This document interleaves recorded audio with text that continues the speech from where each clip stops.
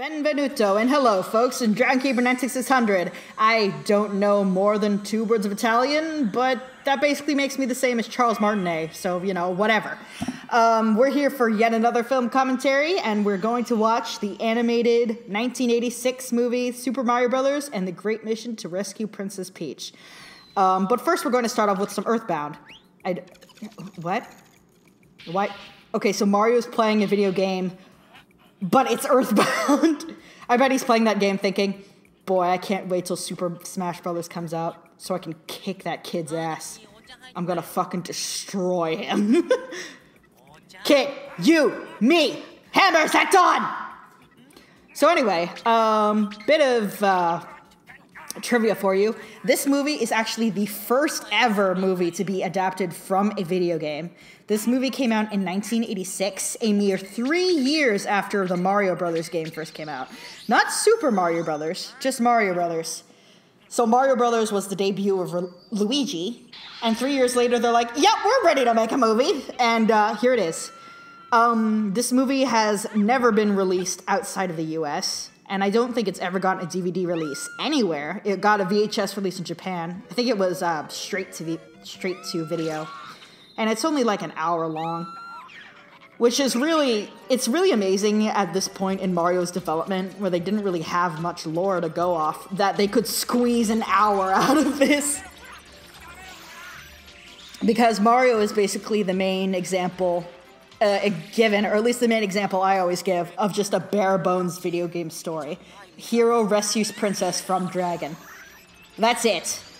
And part of what's so difficult about adapting video games is that with a lot of video games, with Mario being the example, the narrative is not the focus. In fact, Shigeru Miyamoto, the creator of Mario, and one of the most important human beings in the video game industry, claims that he feels that games are at their best when there is as little story as possible. So if you look at Shigeru Miyamoto's work, and not just Mario, but also in Legend of Zelda, and the other, like, F-Zero and other stuff he's worked on, those games are not narratively focused. They're really fun. They have a lot of atmosphere, unique worlds, unique look. But as for the story, it's never anything really more than save the day! Actually, I don't really know what the story for F-Zero is. I have had no exposure to that outside of Smash Brothers, but whatever. I guess I should talk about voice actors. Princess Peach here is voiced by J-pop singer Yami Mamase, who was pretty popular in 1986 when this came out. She was 16 years old when she recorded the dialogue for this movie, and you can really tell because of how high-pitched and petulant her voice is. I love how Peach has no problem asking random strangers to kill for her. She just met this guy 2 seconds ago, and she's like, get it!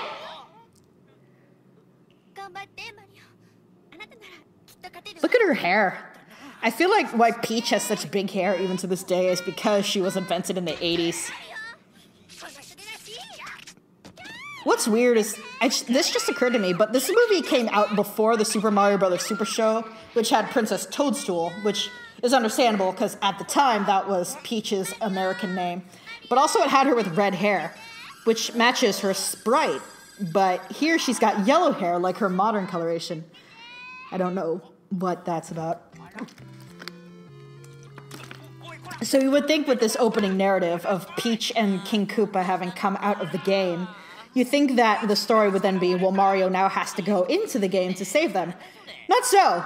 Peach, the Mushroom Kingdom, where Peach is from, it's just like a 5-mile walk from where they live. Like, they have to travel on foot away from their house to get to where she is.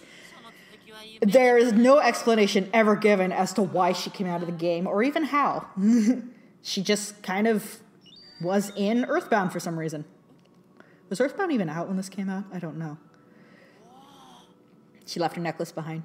So in Peach's official modern character design, she's got kind of a green gem on the chest of her dress. Here, it's a necklace that looks like a rupee. For some reason. The common word salad anime song. I will not doki doki doki do it. My goodness, this is a children's movie.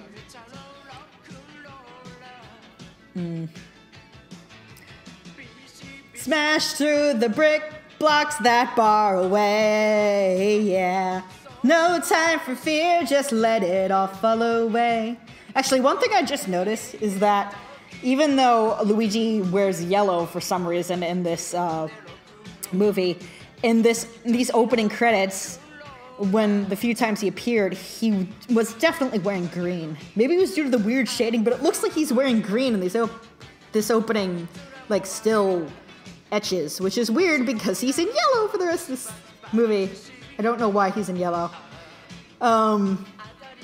Luigi, I've never played Mario Brothers, so I don't know what color he was in that game, but he was definitely green in Super Mario Brothers. Here's a fun fact. The reason Luigi is green is because he actually has the same color scheme as a Koopa.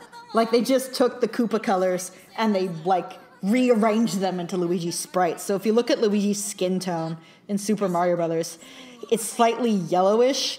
Like, it's like he's got jaundice or something, and it's because they just took the Koopa skin color and put it on him.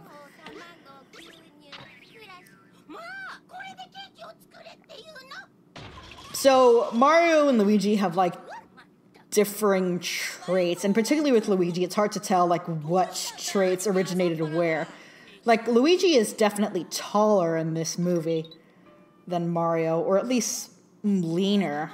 And, like, but the, like, official story of why Luigi is leaner than Mario is because in Super Mario Bros. 2, he was given taller proportions because, well, it's a long story, but basically, the video game Doki Doki Panic, when it was released in the United States, was reskinned as a Mario game because they figured a Mario game would sell better. They figured correctly. And Luigi was in the place of a character, I think, named Big Mama, so he was made taller so he could match her sprite size. But Luigi seems more slender than Mario in this movie, which I think would have to have come out before that game. Maybe I'm just confused. But Luigi's modern characterization as a coward and someone who saves the day if he has to, but is more reluctant and fearful to do so, is not present in this movie. Even though it was present in the commercials for Mario Brothers 3 years before this. The Atari commercial, which has a live-action guy dressed as Luigi, has him, like, very frantic and running around asking, "Mario, where are you?" Perhaps foreshadowing his role in Luigi's Mansion. I just realized that if you don't know anything about Mario, then the past few paragraphs of what I've said are pretty hard to follow. But regardless, that characterization isn't here for Luigi. Instead, they go for more of a money-grubbing kind of persona, which is not really what Luigi is like in any other medium. But again, at this point in the development of the video game's lore, Luigi had no canon personality. He was just the character that moved when you pushed the button. That was a different color from the other guy who moved when you pushed the button. So, there was, like, no... They had nothing to work with, so they had to make it up. I should point out at this point that you probably are all aware of this, but there are 2 movie adaptations of Super Mario Brothers. There's this one, and then there's the 1993 live-action version, which is much more infamous, which was made in the US. And of those 2 films, Shigeru Miyamoto actually prefers the live-action one, because he says that he appreciates that it was more, that it deviated more from the source material and was, like, able to find its own identity as its own thing, and was, like, able to expand and become itself, whereas he feels that this anime movie adheres too closely to the Mario aesthetic to the point where, like, it just feels very derivative. Which is all very good, but the live-action movie still isn't a good movie. Like, it's just not good. The story is very basic, but it, like, more than anything, it's just gross. Like, that movie is just really gross to look at. It's, like, dark and, like, sewers and garbage and slime everywhere. Really ugly-looking monsters. It's, like, not appealing. And it's like a really basic story of like, oh, we have to stop a madman from causing the apocalypse and we have to save the princess and whatever, but why are we doing that here? And what the New York subway has nightmares about.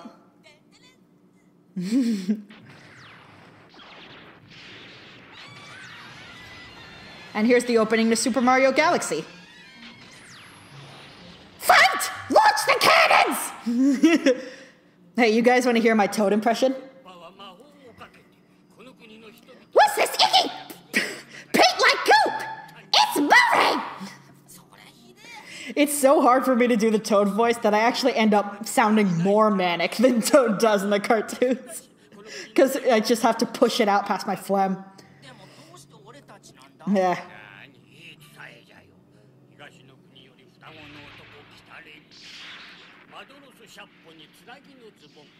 That sounds like a great, inspiring legend that you made up. Emotionally sensitive and money's powers. Is that a mistranslation? And that is why she popped out of your video game. I guess, is Peach magic? Sometimes she's portrayed as having magical powers, but she hasn't... If her only power is that she jumps out of TVs, you think she could use that more often. But I want to marry that 16-year-old. Okay, to be 100% fair, Peach's age is never stated in this movie, and modern Mario lore has her around her early 20s. So it's not as skeevy as it might be, but it could also be super skeevy. God damn it, Japan. Teenagers are not attractive. We've been over this.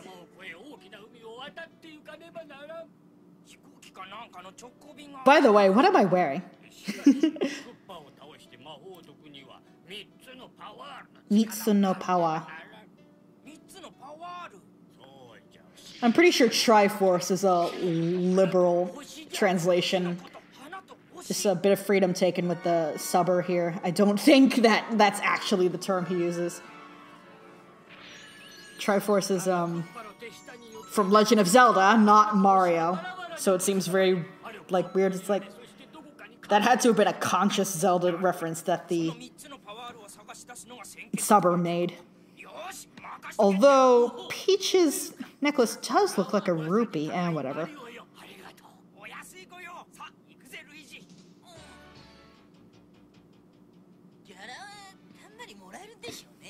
If money is what you value, then that's what you receive.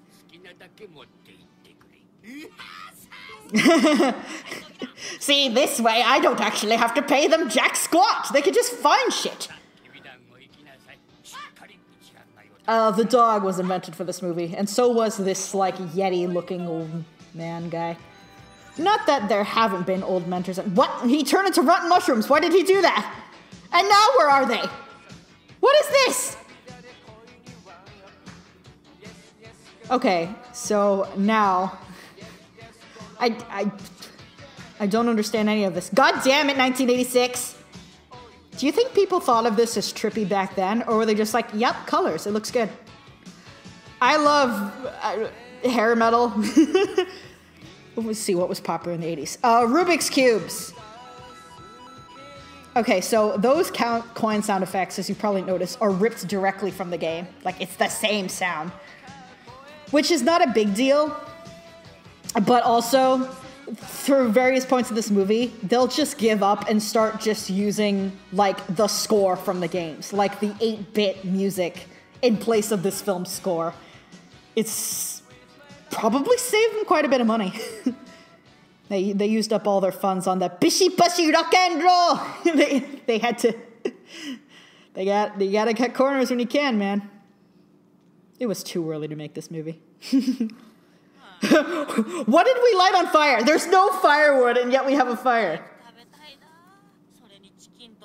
Luigi, you have a huge-ass backpack. What is in there if not food? So, in a nice... I don't think it's a reference to this movie, but it is kind of a cool, like,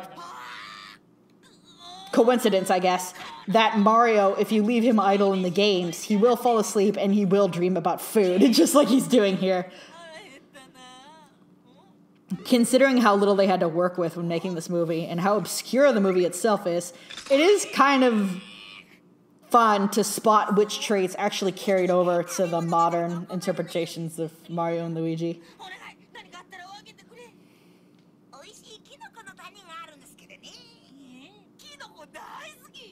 I'm sure you do, Luigi. That background you were just montaging through convinced me of that. By the way, that particular type of mushroom in real life, with the red cap and the white spots, highly poisonous. Do not put that in your mouth or even touch it. Or even inhale too deeply near it. But in Mario Land, any random mushroom you find on the ground, you could just shove in your dumbass face without any ill consequences, and oh, perhaps I spoke too soon. Aniki! Put the fungi in your face! Deep in your face, bro! As if there weren't enough drug references made with Mario anyway. You eat the mushroom and you get bigger.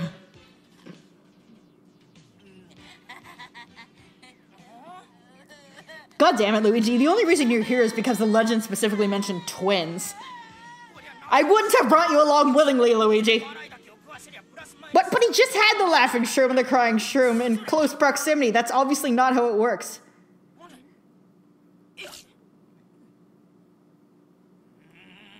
Don't hit me, you son of a bitch. By the way, that dog has been changing size between shots. Sometimes it has 4 segments, but right now it has 3.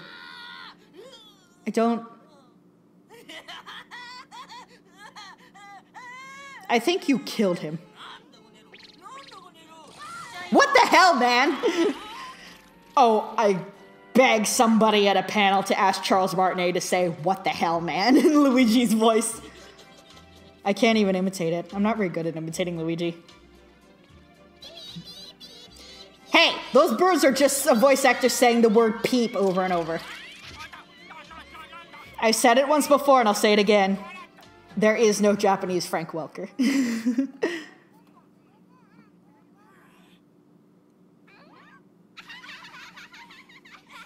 Yeah, sure. Why not? So, why did a flying turtle bird thing have what looks to be 3 ordinary bird chicks? Because this movie was made on drugs. Oh, come on. She went back for the dog and the load? I make fun of Luigi a lot, but Luigi is my favorite Mario character. Which is why it's so jarring to see the way he's portrayed in this movie. It's just, like, not what I'm familiar with. It'll take you way too long to eat him like that. Here, let me show you.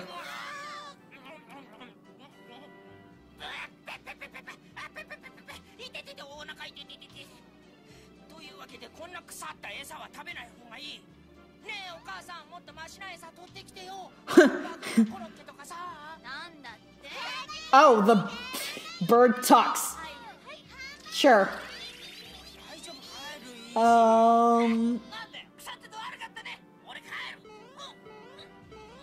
Yep, Looney Tunes. Just as influential in Japan as in the US, I guess. Despite them having a decidedly negative view of Japan during the 40s. Sorry about that.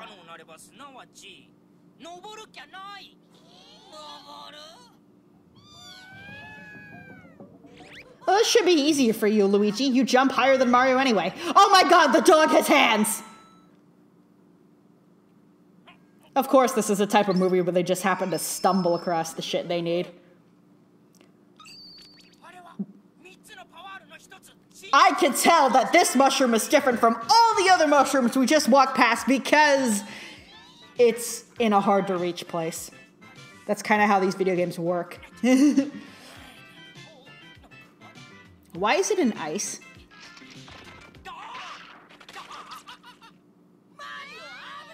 Oh, thanks for telling him, Luigi.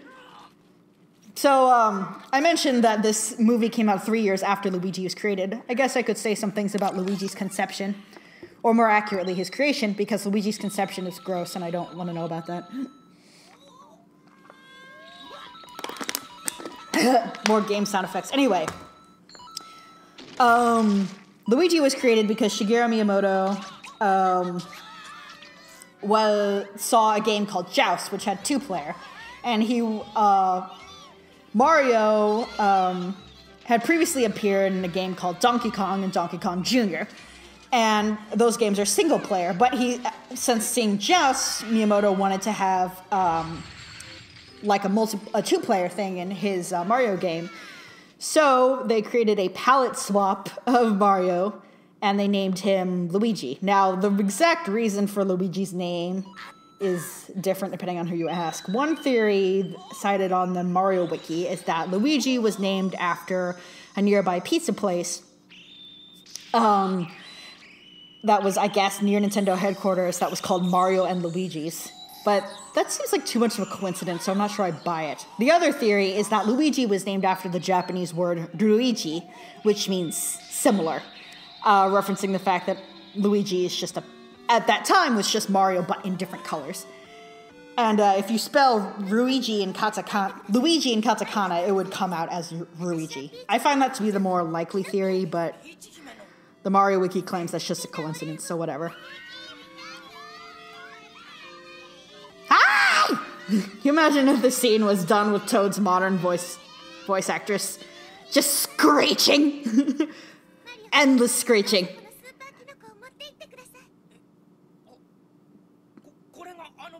But I thought the one up there was... Well, whatever, thanks. It would take Nintendo another few decades till Superstar Saga to end up having Toads that look different from the standard Toad. And then it would take them another few years to decide they don't want to do that anymore and go back to the standard Toads. Thanks, Miyamoto. It's the eye of the tiger, it's the thrill of the... And now they're sad to see them leave. It's the same song! Stop playing the same music over and over. If you don't have a music budget, maybe you shouldn't be making a movie. Maybe you should be like making a picture book or some shit. Yeah, bullet bills, sure. Anyway, I told you the origin of Mario's name. Wow, badass. These guys are grocers. So Mario was named after Mario Segal, who was the landlord of Nintendo's American headquarters. Whoa! Eat it, Luigi! I beat you to it! And I guess there's enough of that scene. Goodbye. I thought the dog had 4 segments earlier, but maybe it always had 3. Maybe I'm just crazy. But it's definitely changing length either way. Weird-ass wiggler dog. You again? Will you stop trusting them? They almost got you ate by a bird. Turtle. Baby. Thing.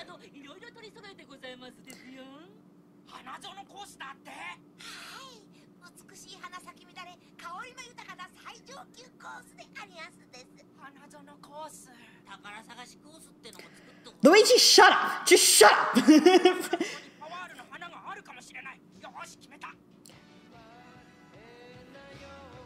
Why the giant shoe, by the way?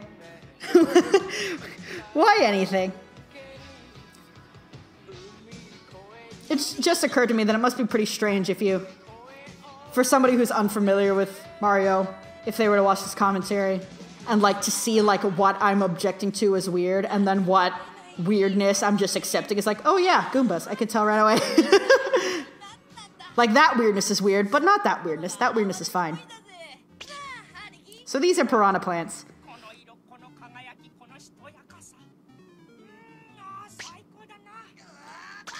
The poppy fields in Wizard of Oz weren't bitey. I think you guys are ripped off. Got ripped off. I know how to speak. But anyway, this sequence I think demonstrates why this movie doesn't work. And it's for a different reason why the live action movie doesn't work, is that you're just kind of watching them go through basically what they'd go through in the game. They come across enemies, they jump around a bit, and they get past it. I already mentioned a thing about road trip movies and Brave Little Toaster, and I think that was a road trip movie done well. This is a road trip movie done not so well, because there's no cause and effect or a connection between the stops. They just go to a place, they run into an obstacle. There's no real tension in the way that the scenes are carried out, so you can't get excited that way. Look at that! Still don't cut corners as much as the Junji Ito collection. Woof. So just them running through it and not getting ate was enough to make it sink into the ground. Wasn't even a warp pipe there. But anyway, that whole sequence of them jumping around the flowers makes me think I'd much rather be playing that than watching that. And like, a lot of action movies have the same basic structure where it's just going through set pieces and action scenes, but those are like done in a way where it's like exciting. I'm not sure what the exact, like, what the secret is between having a tense action scene and one where you're just like, okay.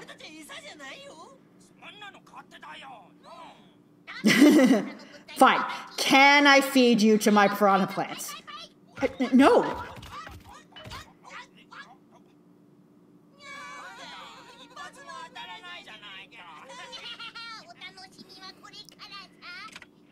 You know, this movie insists on going through every single step it takes for Lakitu to wake up a Spiny. Why can't you just be like in the game and fucking throw that shit?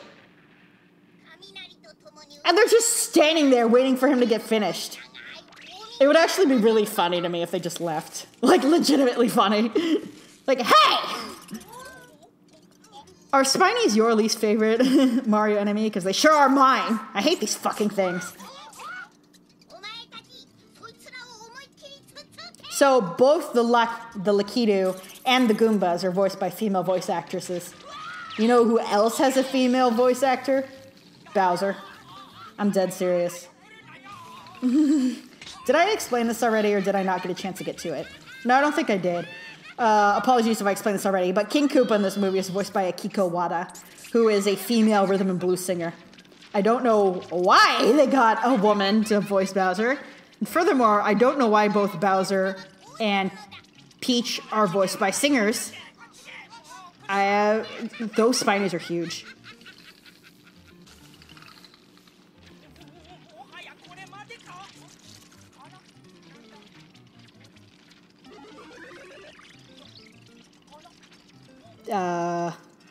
There's probably a lewd joke that I can make, but never mind.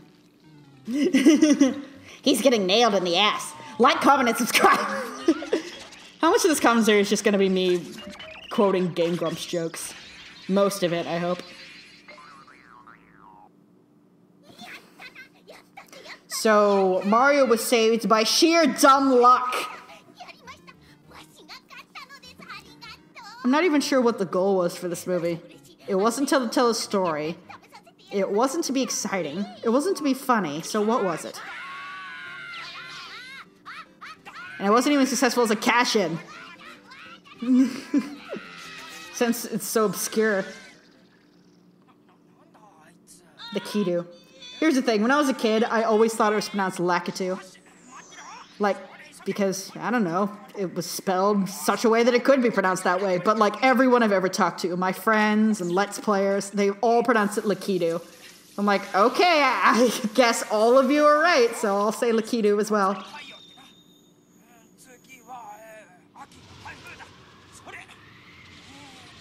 I guess this imagery is creative, but it's done in such like a slapdash way that it's... Would kids be entertained by this? I mean, maybe. Kids have been entertained by some stuff that I'd think like, there's no way a kid would go for that, but then they do.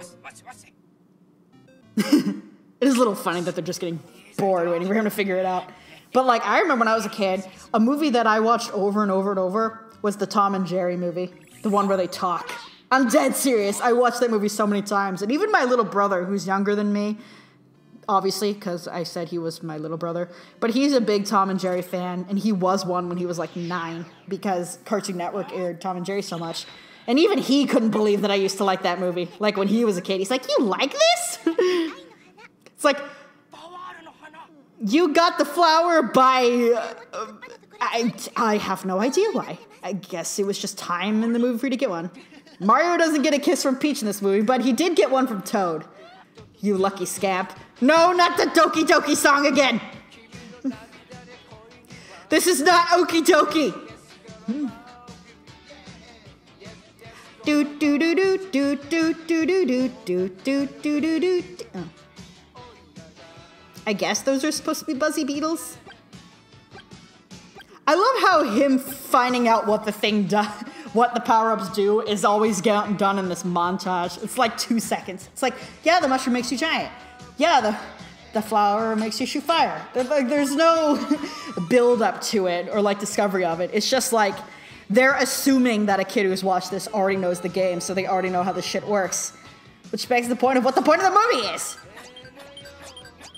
What?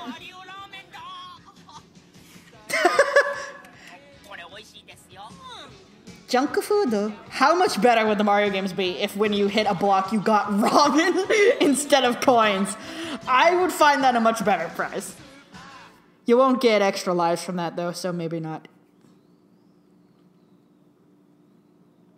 So one thing that's the most difficult about any story giving about Mario is what exactly characterization do you give Mario?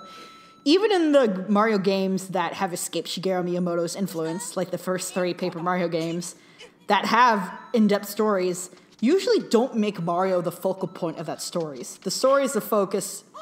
The focus of the story is around the people Mario encounters, which kind of makes Mario similar to Mad Max in a way that it's like, Mario, who cares? But at least, you know, Max has a tragic backstory, which Mario doesn't have. Mario has no backstory worth speaking of. It's just like, the story is never his. It's always, you know, Tippy's, or it's like his companions, or it's Rosalina's. It's never his story. When Luigi is the focus of a game, the story is about him because he's actually got an obstacle to overcome.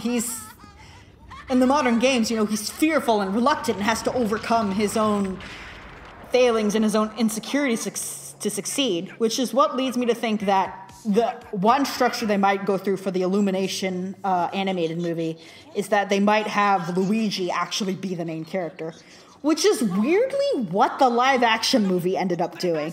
Even though Luigi and Mario both got a lot of screen time, Luigi, you could argue, is the one who actually gets protagonist role, since he's the one who has the love interest, who's younger, who presumably is the one the audience is meant to identify with. I don't know if he had any problems to overcome, but I'm thinking he probably did. I've only seen that movie once, years ago, for Bad Movie Night, so I don't remember it that well. I should point out that this movie lacks the coloration that drives Aaron Hansen crazy, which is that the Mario Brothers have brown hair with black mustaches. Here, their hair and mustaches match.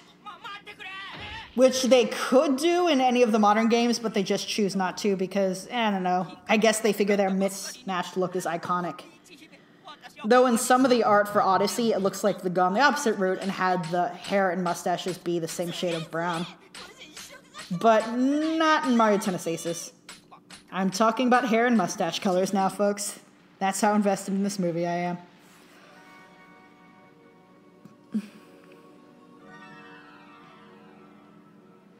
Someday my prince will come. Oh, that guy I met once. I guess we do have an explanation of why she, the minute she saw Mario, she was like, get him! Because Mario is the person from the prophecy. That is probably more thought than I need to put into this movie. So one thing this movie like weirdly gets accurate to the way Mario is portrayed in the future is Bowser's personality. Language. The way he's like sucking up to Peach, and like the way he's almost pitiable and how he's doomed to fail, it like seems very much like how he is in modern portrayals. The voice not so much though.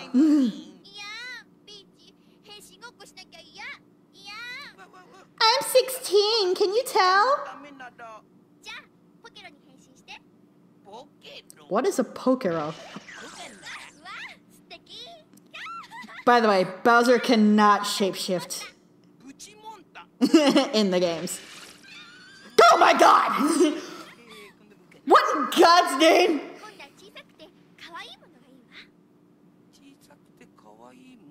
You know, like the opposite of what you are right now. I'll let you sleep with me if you're a bear.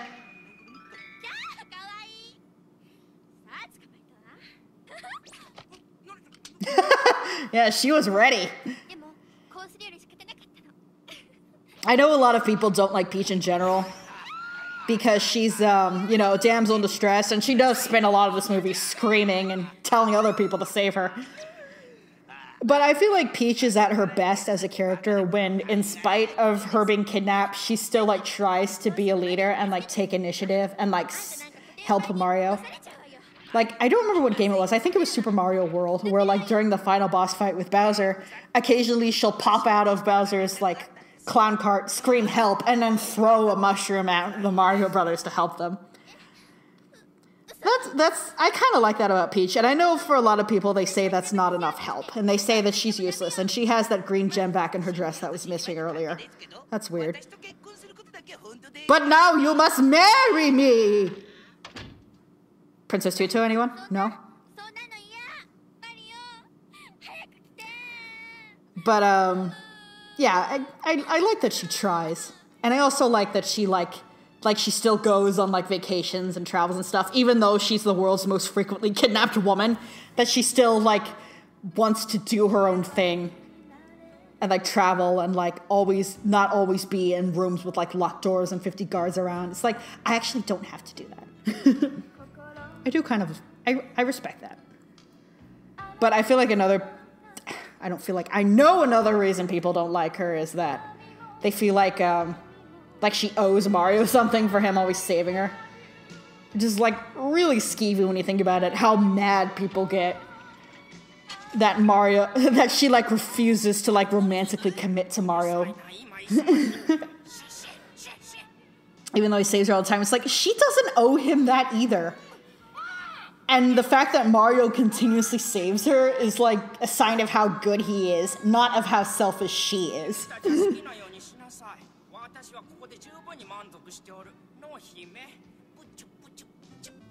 Yeah, here's music from the game. It's just straight up music from the game.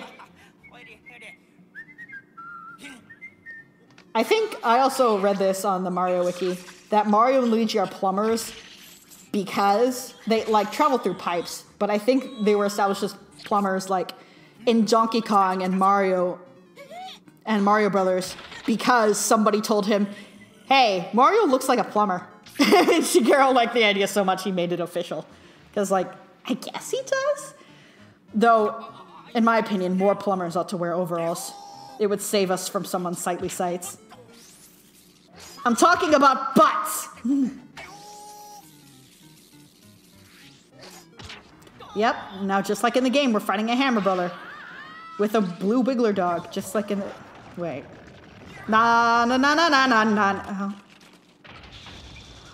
You know he dead. Nobody ever seems to really die in Mario. Like, even if they explode or turn to dust or melt, they're always fine in, like, the next scene. Is it even possible for people to die in Mario? I mean, if Rosalina's mother can sleep under the tree on the hill, then I guess it is, but Lord if I know how it could happen.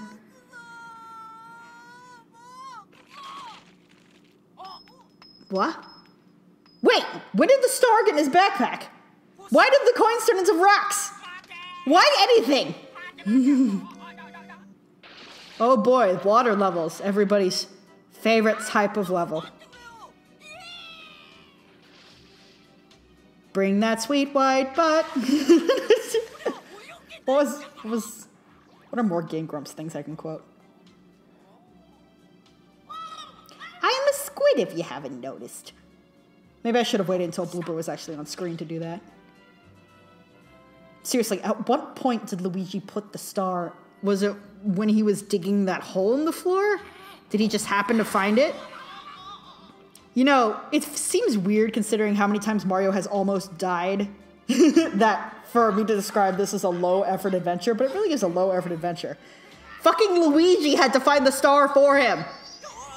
You got outclassed by Luigi. No one does that.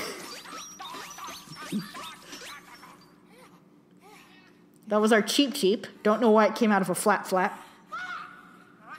Ah! Yeah, that's what dogs sound like.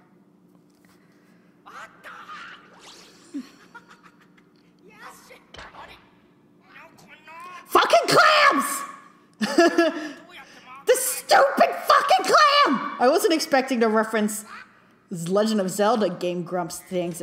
What on earth?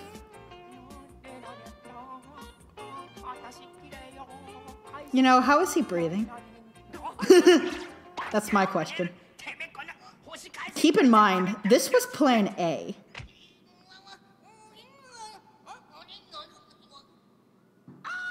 What's in that book? Where did you get that book? How is it not disintegrating in the water? Why book? Why anything? Why music? Because fuck you. They aren't really pieces. They're just... Mario needs to work on his swim technique. Flat. No, that's a cheap. I'm not sure what weird things are just in-jokes from the suburbs, or if it's just like weird like references that a Japanese audience from the 80s would get that I do not. I don't know which it is. Dang it!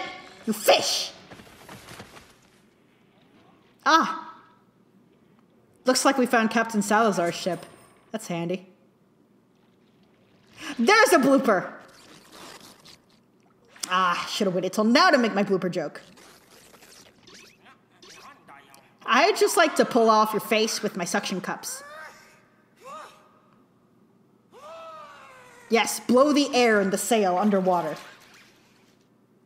How did I get here? This really is more than any other movie I've watched. Maybe even more than Raggedy Ann and Andy. This truly is a random events plot. Because it's just... That was the establishing shot of Luigi on the desert island. I have no idea how he got there. Or why, or anything. And they just happen to come across the ship. It's just really poorly structured.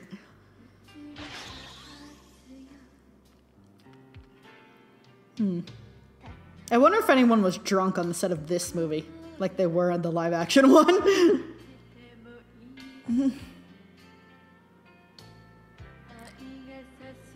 Friends, if you have any lighters, take them out and sway them in the air now. I guess the movie has decided it wants a quiet moment now. Mario needs pockets. Hey, Luigi, where'd you have that backpack? We could store our shit in there.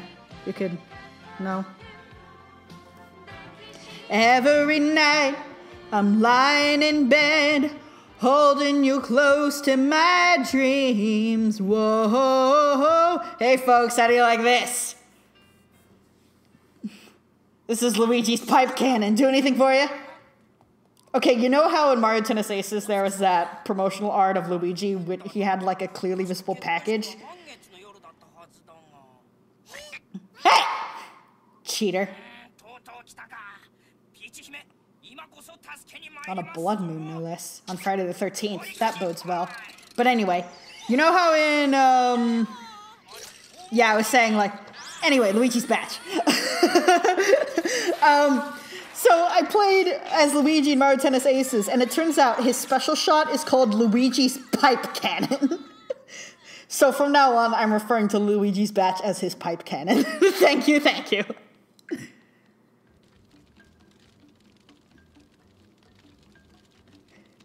Ah, yes. Comes the most important part of any wedding ceremony, where the Koopas push the wheel.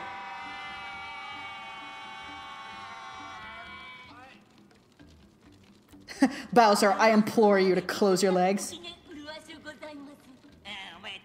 Hey, how did you beat Mario and Luigi here? Don't worry about Mario and that other guy. What's his name? It doesn't matter. Oh my god, look at the bowl cut on that Koopa. I gotta say, her wedding in Mario Odyssey was a lot nicer than this. And she didn't want that one either, so what makes you think she's okay with this?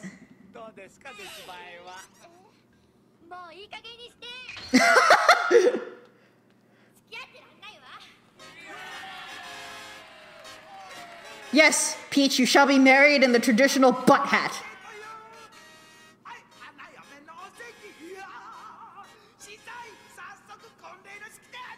Father? Boy, comic has not aged well.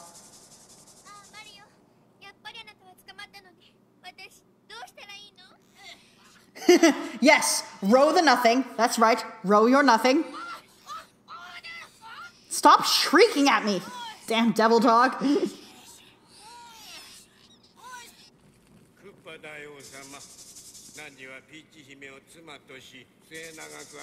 The Turtle Clan.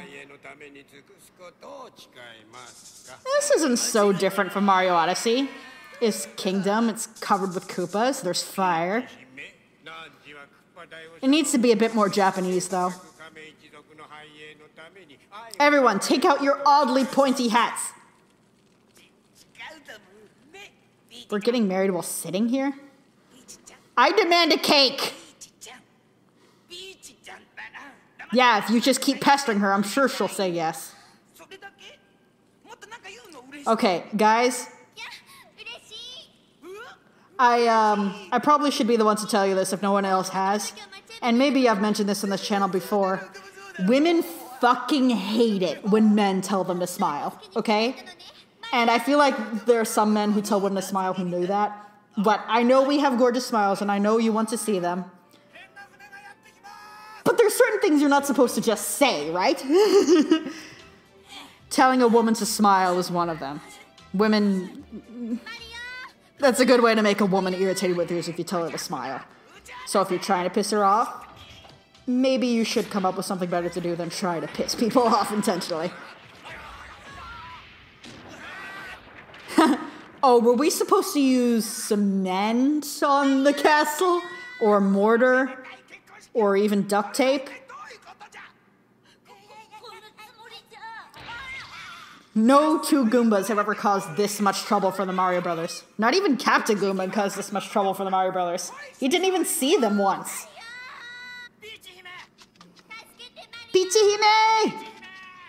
Ouch. Weird cut there. It cuts directly from them smashed into the wall to them several feet back from the wall. Editor! Oh, it doesn't even matter.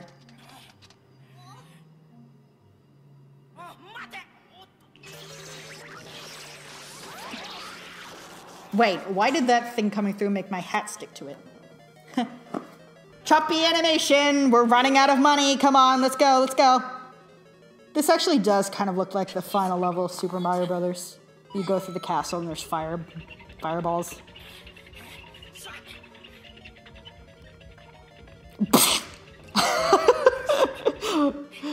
Nope. You're about to, get smashed!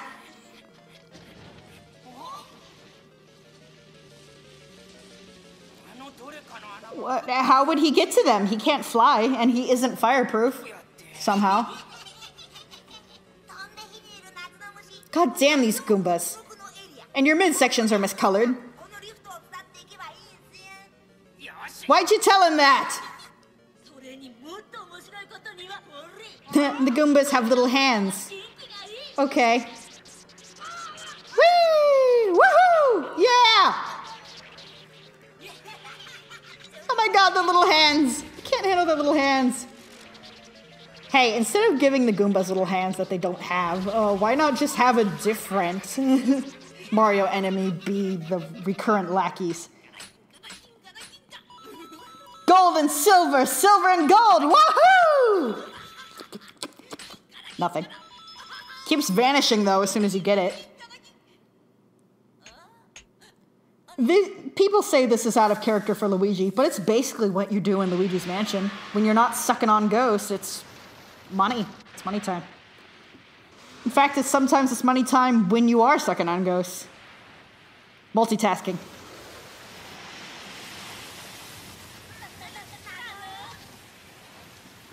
Again, Luigi's blundering has just saved the day for Mario, but it doesn't feel earned because Luigi is treated as a joke character, so Mario is just kind of like Mario's the protagonist who actually seems like he has initiative, and he just seems to luck out because Luigi is just constantly doing shit like that.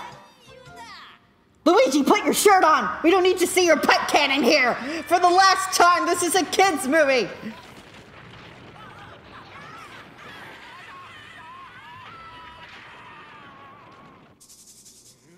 Maracas are crucial to the marriage ceremony. Oh, it's not as big as the ring in Odyssey, but it's still too big for her fucking finger.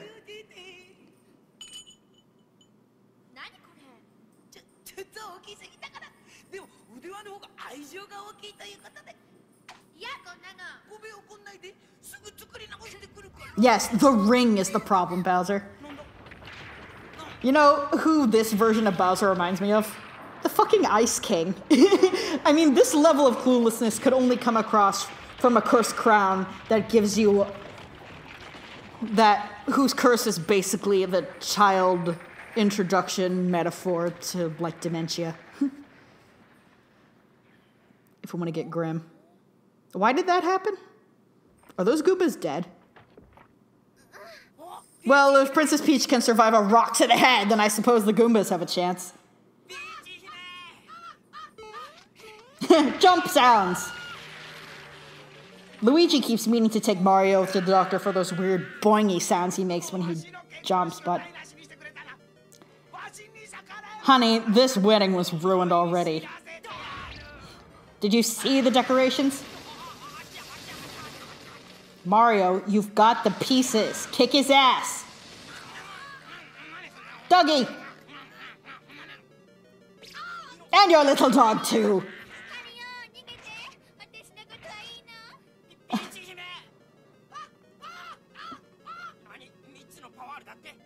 I think what he says was, wah! Wah! My throat is going to be so sore by the end of the night. Why couldn't we hang out with Yoshi instead of Wiggler Dog? Hey, he had 4 segments there! I was right! I'm not crazy! Well, my bowels just emptied. Star? Rice? I love how the art on the Springles looks like the art for Super Mario Brothers. That's meta. Hoshiga! Have I mentioned how sad I am?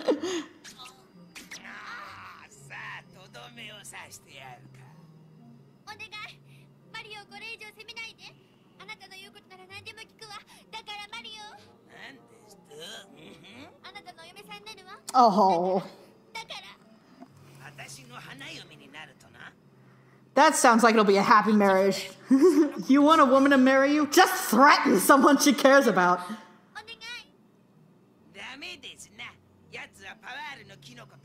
Shit. That's another thing that's similar with modern day Bowser. Even though he does have a soft spot for Peach, when push comes to shove, he'll come down hard.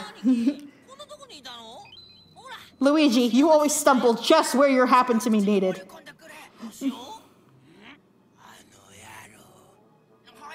Kids! Movie! I promise I said it for the last time.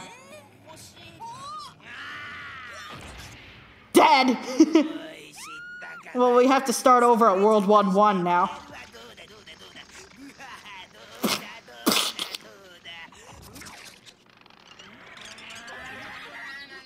I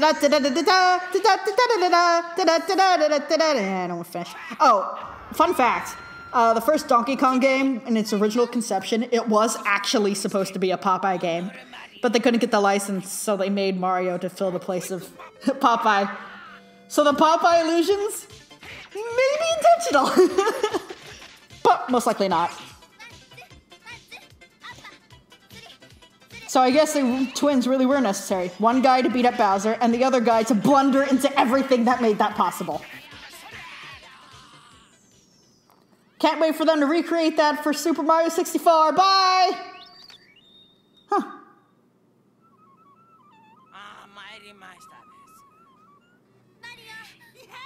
Those Goombas haven't been seen again. I guess they really are dead. And then, like, it starts raining and all the greenery returns and he slowly ascends to Pride Rock and... No, that's not it. Oh, hey, the greenery does return. Mario, quick, go stand on the castle. If you stand on it now, it's yours.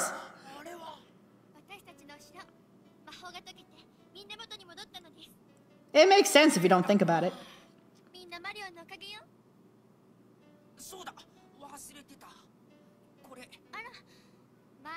You left it in my house. Yeah, exactly. I hope you could fit it over your giant head.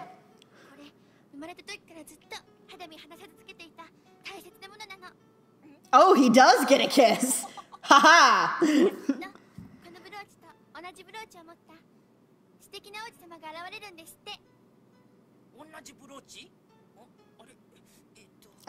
You're not a prince, Mario. You never seen it before Peach handed it to you. That was the entire reason you called that guy on the phone. That was a sentence I just said. Oh, you won't have to look very hard, because as it happens, the Wiggler dog has the other necklace. You know what that means. It means you got caught! Isn't this like the end of, Howl's Moving Castle? I've been to the Flower Kingdom. It's occupied by, like... like watering can robots. Yup, Princess Peach is gonna marry this guy. Not Mario. It's like the end of Howl's Moving Castle if the prince actually got the girl and Howl was left out in the cold. Okay, a lot of people don't like this ending, but I actually think it's really bittersweet. Because Mario is obviously devastated that Peach is gonna marry someone else.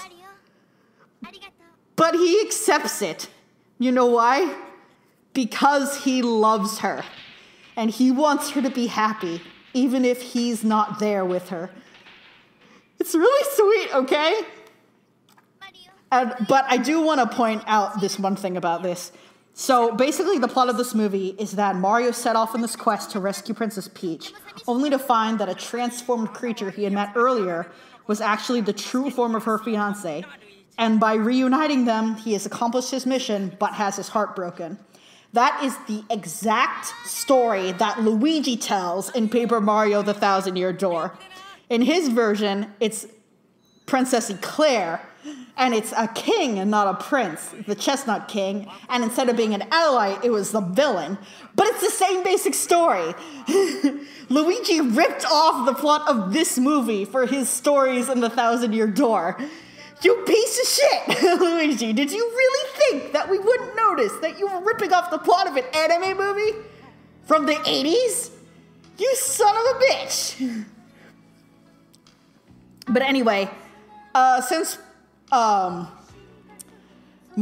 Mario Odyssey came out, some people have been making comparisons between this movie and Odyssey, because Odyssey also has Mario trying to stop a marriage between Peach and Bowser. The moon is also a factor, though in the case of the game, you go to the moon, and that's where the wedding takes place. Where in this movie, it's that the wedding will take place on the night of the full moon. And Mario ends up not marrying Peach, since at the end of Odyssey, spoilers, Mario looks like he's about to propose to Peach, but Peach ends up turning him down. All weirdly foreshadowed by this. I actually don't mind that. I'm kind of a sap for the one-sided love thing, though I actually don't think it's one-sided. But anyway, you're not here to listen to me talk about shipping. This song is really sad, actually, in light of what I just talked about. Anyway, even though this movie is very poorly structured, the animation is dated and wasn't even that great for the time, and it's just, the characters weren't really well established, and it is Shigeru Miyamoto's least favorite Mario movie. There is something, I think, genuinely sweet about that ending, and it's weird that the one thing that I like about this movie is the thing that most other people, is like the main reason most other people don't like it. It's like, I feel like that ending of like, Mario is just satisfied that the princess is safe and that she's happy is like, I don't know, it's just, there's a real heart in there somewhere, buried under all this. That's why I can't completely hate this movie. But anyway, this is Super Mario Brothers. The Great Mission to Rescue Princess Peach, which is not only the shortest movie I've also done for a commentary, but also the one with the longest title. Weird how that worked out. I guess they're just gonna walk. Hey, how come this montage isn't trippy like the one at the first third of the movie was? Where are the flashy Rubik's Cubes? What, green sky? That's not nearly trippy enough. Anyway, I am greatly looking forward to the Illumination Studios movie. I know a lot of people have mixed feelings on that movie, but have I said that already? I don't remember what I've said or haven't said. But anyway, guys, never make that expression again. That's horrifying. But anyway, I'm really excited for that film, and regardless of whether or not it's good, I will definitely see it. Epilogue.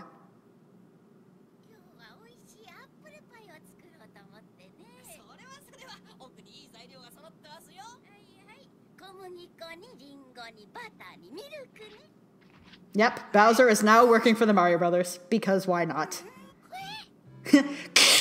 I only broke one ankle! So, that was the first Mario Brothers movie. I hope you enjoyed it. This is DragonKeeper96600, and keep jumping, folks.